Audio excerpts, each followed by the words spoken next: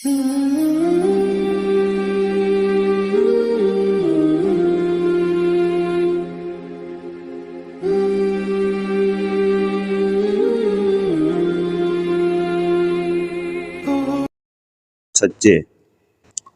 بس جو شخص جھوٹ باندھتا ہے اللہ پر اس کے بعد، بس وہ لوگ بے انصافی کرنے والے ہیں۔ فرما دیجئے سچ فرمایا اللہ نے، بس پیروی کرو تم ابراہیم علیہ السلام کے مذہب و طریقے کی یکسو ہو کر، اور نہیں تھے وہ حضرت ابراہیم علیہ السلام شرک کرنے والوں میں سے۔ سورہ آل عمران کی آیت نمبر 93، 94 اور 95 یہ آپ حضرات کے سامنے پڑھی اور ان کا ترجمہ کیا ہے۔ یہودیوں میں مختلف بیماریوں میں سے ایک بیماری یہ تھی کہ وہ دین کے اندر من چاہی باتیں، اپنی مرضی، اس کا بہت زیادہ خیال کرتے تھے اور دخل اندازی کرتے تھے۔ دین کی باتوں کو اس طرف پھیر دینا جس میں اپنی پسند ہو، اپنی چاہت ہو۔ آج کل بھی یہی ہو رہا ہے مسلمانوں میں بھی، میٹھا میٹھا ہڑا پڑا، کھٹا کھٹا تھو تھو۔ وہ مولوی اچھا لگتا ہے جو سود کے خلاف بات نہ کرے، جو رشوت کے خلاف بات نہ کرے، بے پردگی بے حیائی کے خلاف بات نہ کرے، معاشرے میں جو ہم غلطیاں کرتے ہیں ہماری غلطیاں نہ بتائے، بس ویسے کہ ماشاءاللہ کلمہ پڑھنے سے یہ مل جاتا ہے، بسم اللہ پڑھنے سے یہ مل جاتا ہے، بس صرف فضائل بیان کرے اور بڑے خوبصورت قصے سنا سنا کے دل خوش کر دے کہ بس جنت اتنی سستی ہے، تو پھر وہ اچھا لگتا ہے۔ اور جو جائز ناجائز بتائے، میری غلطیاں بتائے، وہ اچھا نہیں لگتا۔ جبکہ ادھر ہسپتال میں اگر چلے جائیں تو ڈاکٹر کے پاس جا کر کے وہاں پیسے بھی خود دیتے ہیں اور آپریشن بھی کرواتے ہیں اور اچھا ڈاکٹر تلاش کرتے ہیں۔ وہاں سمجھ آتی ہے اصل میں کہ جسمانی بیماری کا اگر ماہر ڈاکٹر سے آپریشن نہ کروایا تو جسم کو صحت نہیں ملے گی۔ جسم کی صحت کا خیال ہے، ایمان اسلام دین کی بیماری کا پتہ بھی نہیں ہے، اس کی صحت کا، اس کے علاج کا فکر بھی نہیں ہے، اس لیے اس کا علاج نہیں کرانا چاہتے۔ وہ کہتے ہیں بس کوئی بات نہیں، رشوت والا خوش ہے کہ میں رشوت لیتا رہوں، اور مولوی کہتے رہے کہ اللہ تیرے کاروبار میں برکت دے۔ مثال مشہور ہے کہ کوئی بندہ سینما بھی بنواتا ہے تو مولوی صاحب کو لے جائے دعا کرو، تو مولوی صاحب کہتے ہیں یا اللہ اس کے کام میں برکت عطا فرما۔ کوئی ڈاکٹر ہسپتال بناتا ہے تو مولوی صاحب کو بلاتا ہے، پھر مولوی صاحب کہتے ہیں یا اللہ اس کا کام خوب چلے۔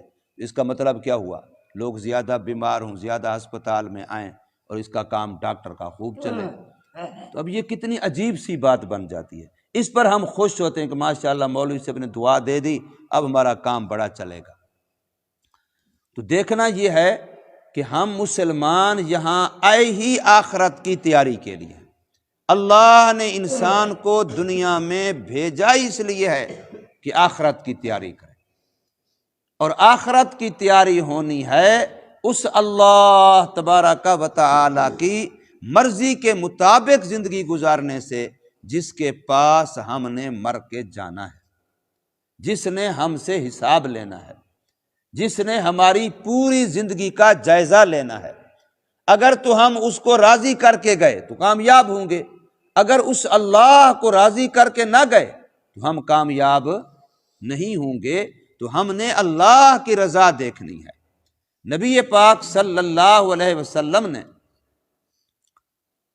یہودیوں کے سامنے جب دین اسلام کو پیش کیا تو یہودی کہنے لگے کہ آپ نے جو دین کی باتیں ہمیں بتائی ہیں تو اس میں تو آپ نے کہا یہ بھی حلال ہے، یہ بھی جائز ہے، یہ بھی جائز ہے، یہ بھی جائز ہے۔ یاد رکھیے اسلام کے اندر حلال کا دائرہ وسیع ہے، حرام کا دائرہ تنگ ہے۔ اسلام کی یہ خوبی ہے، اسلام کے اندر حلال کا دائرہ وسیع ہے، حرام کا دائرہ تنگ ہے۔ آپ دیکھیں کھانے پینے کی کتنی چیزیں اللہ نے حلال بنائی ہیں، حرام تھوڑی ہیں۔ جانوروں میں، پرندوں میں اللہ نے حلال زیادہ بنائے ہیں، حرام تھوڑے ہیں۔ لباس کے لحاظ سے، خوراک کے لحاظ سے، سواری کے لحاظ سے اللہ نے حلال کا دائرہ وسیع رکھا ہے، حرام تھوڑا ہے۔ نکاح کرنا ہے عورتوں سے، سب عورتوں سے نکاح تمہارے لیے حلال ہے، تھوڑی سی ہیں چند ایک جن کے بارے میں فرما دیا فلاں فلاں فلاں یہ تم پر حرام ہے، باقی اس کے علاوہ ساری تم پر حلال ہے، تم ان سے نکاح کر سکتے ہو۔ تو حلال کا دائرہ اللہ نے وسیع رکھا ہے، حرام کا دائرہ اللہ نے تنگ رکھا ہے، تھوڑا ہے حرام۔ لیکن پھر بھی بدقسمتی ہماری یہ ہے کہ ہم کشادہ حلال کو چھوڑ کر کے اس تھوڑے حرام میں آ کر کے پڑتے ہیں۔ اب جائز دیکھنا آنکھ کا کتنا زیادہ ہے، تھوڑی جگہ ہیں جہاں حرام ہے وہاں نہ دیکھو۔ زبان کا حلال بولنا کتنا زیادہ ہے، آپ 24 گھنٹے بولتے رہیں جائز ہے، صرف چند ایک جھوٹ نہ بولیں، غیبت نہ کریں، بہتان نہ لگائیں، گالیاں نہ دیں، تو اس کا دائرہ محدود ہے، تھوڑا ہے۔ لیکن بدقسمتی ہماری یہ ہے کہ ہم اس کشادہ اور زیادہ حلال کو چھوڑ کر کے تھوڑے حرام والی جگہ میں آ کر کے پڑھتے ہیں۔ تو اللہ تبارک و تعالی نے دین کے اندر حلال کو کشادہ رکھا۔ تو جب نبی پاک صلی اللہ علیہ وسلم نے اسلام کی یہ وسعت ان کے سامنے بیان کی تو یہودی کہنے لگے کہ فلاں فلاں باتیں جو ہیں یہ تو ابراہیم علیہ السلام کے مذہب میں تو حرام تھیں، آپ کا تو دعویٰ یہ ہے کہ ہم ملت ابراہیمی پر ہیں، اگر آپ واقعتاً ملت ابراہیمی پر ہوتے تو پھر آپ کے دین میں بھی یہ چیزیں حرام ہوتی جو ابراہیم علیہ السلام کے دین میں ان کے خیال کے مطابق حرام تھی، تو آپ تو ان کو حلال کہہ رہے ہیں، پھر آپ ملت ابراہیمی پر کیسے ہیں؟ تو قرآن مجید کی اس آیت نے ان کی اس اعتراض کا جواب دیا ہے کہ جو لوگ تم کہہ رہے ہو کہ فلاں فلاں چیزیں مذہب ابراہیمی میں حرام تھیں، یہ تمہاری سمجھ غلط ہے، یہ تم غلط کہہ رہے ہو، ابراہیم علیہ السلام کے مذہب میں چیزیں حرام نہیں تھیں۔ یہودیوں پر کچھ چیزیں حرام ہوئی، اس کی دو وجہ بنی۔ ایک وجہ یہودیوں کی اپنی بد عملیوں کی ایک سزا دنیا میں ان کو یہ دی تھی کہ حلال چیزیں بھی ان پر بہت ساری حرام کر دی تھی۔ ان کی اپنی بدعمالیوں کی سزا کے طور پر اللہ تبارک و تعالی نے، جیسے قرآن میں اور جگہ پر باقاعدہ صراحتاً آتا ہے کہ فلاں فلاں حلال جانوروں کی چربیاں ان پر حرام کر دی گئی تھی، تو وہ تھی چیزیں فی نفسی حلال، لیکن بطور سزا کے ان کے اوپر، بطور عقوبت کے، بطور جرمانے کے ان کے اوپر حرام کر دی گئی تھی۔ تو وہ حرام ہونا چیز کے حرام ہونے کے لیے نہیں تھا، چیز تو فی نفس ہی حلال تھی، لیکن ان کی بدعمالی کی وجہ سے ان پر بطور سزا کے حرام کر دی گئی۔ اور دوسرا یہ کہ ایک مسئلہ ہے، ہمارے ہاں اگر کوئی بندہ کسی حلال چیز کے بارے میں یہ کہہ دے کہ میں اس کو استعمال نہیں کروں گا، میں اس کو اپنے اوپر حرام سمجھتا ہوں، لیا، تو ہمارے ہاں اس سے چیز حرام نہیں ہو جاتی، بلکہ اس بندے کی قسم ہو جاتی ہے اور قسم کا کفارہ اس پر لازم ہو جاتا ہے، چیز وہ حرام نہیں ہوتی۔ لیکن ان کے مسلک میں یہ تھا کہ اگر کسی چیز کے بارے میں جو اللہ نے آپ کے لیے حلال کیا آپ اس کو حرام کیوں فرما رہے ہیں، لہذا آپ قسم کا کفارہ دیں۔ تو آپ صلی اللہ علیہ وسلم نے قسم کا کفارہ دیا، لیکن وہ چیز آپ صلی اللہ علیہ وسلم پر حرام نہیں ہوئی۔ آج بھی ہمارے ہاں اگر کوئی بندہ قسم بھی اٹھا لے کسی حلال چیز کے حرام کرنے کی، جو چیز فی نفس سے اس کے لیے حلال ہے، لیکن وہ اس کو اپنے اوپر حرام کرنے کی قسم بھی اٹھا لے، تب بھی وہ چیز حرام نہیں ہوگی۔ اس قسم کے بارے میں اس کو کہا جائے گا کہ اپنی قسم کو توڑو اور اس کا کفارہ ادا کرو۔ تو یہودیوں کے اس اعتراض کا جواب دیا گیا کہ بھی دین ابراہیمی کے اندر یہ چیزیں حرام تھیں اور تمہارے مذہب میں حلال ہیں، اسلام میں حلال ہیں، جبکہ تم کہتے ہو کہ ہم ملت ابراہیمی پر ہیں۔ تو اس کا جواب دیا کہ حضرت ابراہیم علیہ السلام کے مذہب میں یہ حرام نہیں تھی، یہ بعد میں یہودیوں پر حرام ہوئی ہیں، اور حضرت عیسیٰ علیہ السلام کا زمانہ، حضرت موسیٰ علیہ السلام کا زمانہ، حضرت یعقوب علیہ السلام کا زمانہ، اسماعیل علیہ السلام کا زمانہ، اسحاق علیہ السلام کا زمانہ، یہ تو بعد کا ہے، ابراہیم علیہ السلام کا زمانہ تو ان سب سے پہلے کا ہے۔ تو فرمایا کل الطعام کان حلا لبنی اسرائیل، ساری کی ساری کھانے کی چیزیں جن کو اب تم نے اپنے اوپر حرام کیا ہوا ہے یا تمہارے بدعمالی کی وجہ سے تم پر حرام کی گئی ہیں، یہ ساری چیزیں تم پر حرام نہیں تھیں بلکہ یہ بنی اسرائیل کے لیے حلال تھی۔ کل الطعام، تمام کھانے کی حلال چیزیں تھیں حلال بنی اسرائیل کے لیے، الا ما حرم اسرائیل علی نفسہ، مگر وہ جو حرام قرار دیا تھا خود اسرائیل نے۔ اسرائیل حضرت یعقوب علیہ السلام کا نام ہے۔ بنی اسرائیل حضرت یعقوب علیہ السلام کے جو 12 بیٹے تھے ان کے جو آگا خاندان چلے ہیں وہ بنی اسرائیل ہیں۔ تو حضرت اسرائیل سے مراد حضرت یعقوب علیہ السلام ہیں، انہوں نے اپنے اوپر حرام قرار دیا تھا من قبل ان تنزل التورات، تورات کے آنے سے بھی پہلے۔ کس کو؟ اونٹ کے گوشت کو۔ باقاعدہ ان کے بارے میں یہ بات آتی ہے کہ کوئی ان کا مسئلہ تھا، انہوں نے اس میں کہا کہ میری یہ بات پوری ہو جائے، میرے یہ بات اللہ پاک پوری فرما دیں تو میں اپنی پیاری چیز، محبوب چیز اپنے اوپر حرام کروں گا۔ تو جب وہ اللہ نے ان کا مقصد پورا کر دیا، منت پوری ہو گئی، تو پھر انہوں نے اپنی پیاری چیز کیا تھی، اونٹ کا گوشت، وہ ان کو بڑا محبوب تھا، مرغوب تھا، تو انہوں نے وہ اپنے اوپر حرام کر دیا۔ تو ان کی شریعت کا چونکہ مسئلہ یہ تھا کہ اس سے وہ چیز حرام ہو جاتی تھی، اس لیے وہ ان پر حرام ہو گیا۔ لیکن اسلام میں اونٹ کا گوشت حلال ہے۔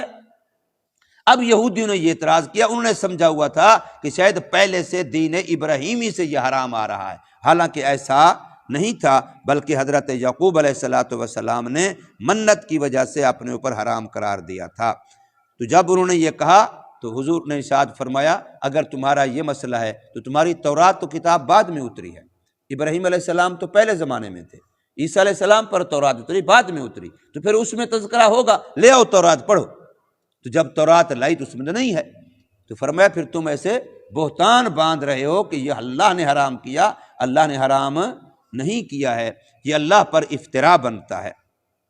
تو فرمایا قل فاتوا بالتورات، فرما دیجیے اے محمد کریم صلی اللہ علیہ وسلم، پس لے آؤ تم تورات کو، فتلوہا، پھر پڑھو تم اس کو، ان کنتم صادقین، اگر ہو تم سچے۔ اس سے کیا بات سمجھ آئی کہ اگر کوئی بندہ دین کا کوئی مسئلہ بیان کرتا ہے تو دین بندے نہیں بناتے، دین اللہ کی طرف سے بنا ہوا آتا ہے، یاد رکھو۔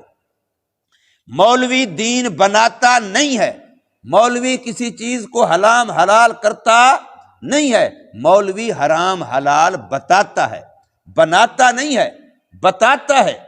بنانے والی ذات کس کی ہے؟ کسی چیز کو حلال بنایا، حرام بنایا، وہ اللہ کا منصب ہے۔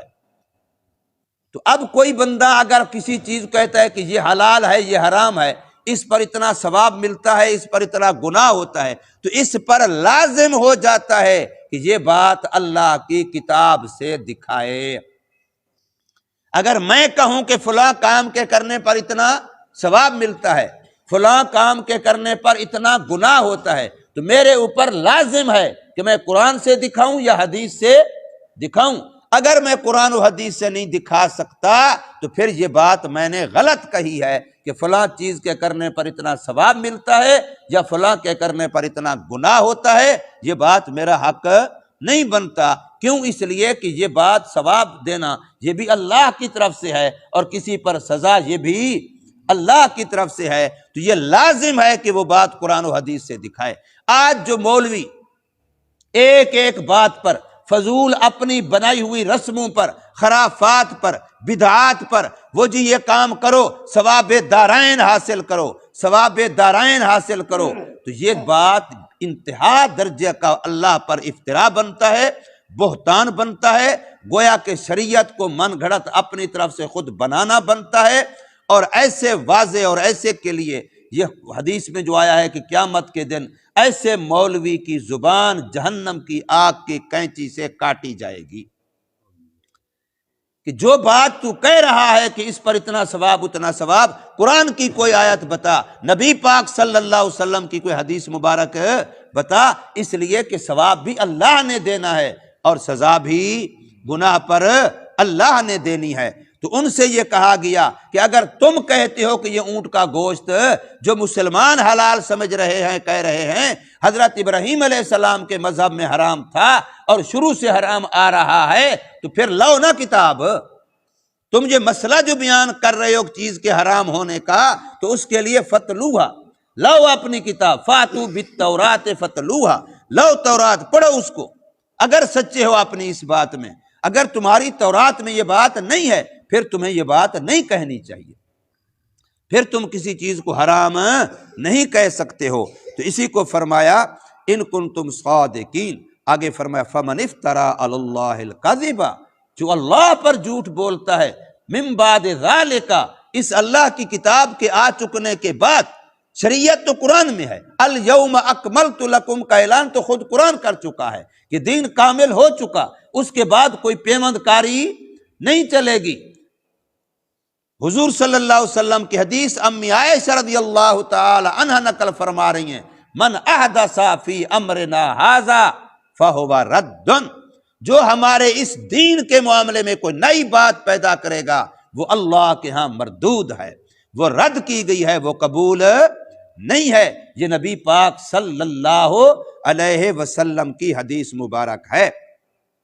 تو فرمایا فمن افترا علی اللہ الکذب، جو بندہ افطرا بہتان جھوٹ باندھتا ہے اللہ پر اس کتاب آ جانے کے بعد، فاولئک هم الظالمون، بس یہ لوگ بے انصافی کرنے والے ہیں، اپنے اوپر بھی ظلم کر رہے ہیں اور مسلمان سوسائٹی پر بھی ظلم کر رہے ہیں، ایسے لوگ ظالم ہیں۔